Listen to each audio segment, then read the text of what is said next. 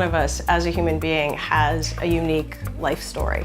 The mission of the Wisconsin Humanities Council and the work that we do is to help people explore their own stories and then to explore the stories of people different from themselves. You took money from us.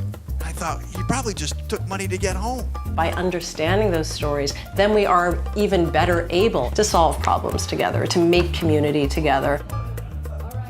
The main ways that we do it are through special initiatives like our Working Lives project. In a variety of ways, invites everyone in Wisconsin to think about what work feels like to them, what it means to them, to share those stories with one another. Work is so fundamental to who we are. Tonight, we're gonna see a group of people that are gonna bring the topic of work from a very personal point of view. And this is really what captures what the Working Lives project is all about, is what work means to you all as individuals and as communities. I'm working during the day, and she's gonna go home. She had her surgery, it went great. She is 100% better.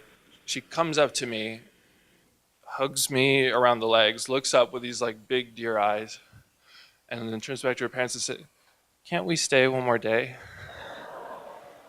That's when I decided on pediatrics. I'm at this interview, I've got on my cute white blazer and my black pantsuit, because I'm like, this is professional.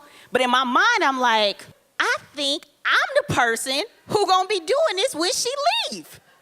I still don't think I have a shot at getting this job. And so I sent them a thank you letter, and I told my girls, like, I'm just thankful that I had the opportunity to interview. Well, I got the job.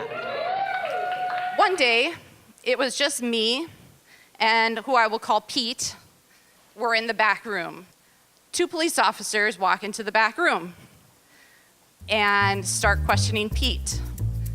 And I freeze. One of the first things that I think, this project and this work with Fabula does, it's bringing, those stories before a larger audience and hearing people with stories that are both similar and different because it's the theme of work, it's this common human experience. I think in a very basic way, it helps people feel less alone.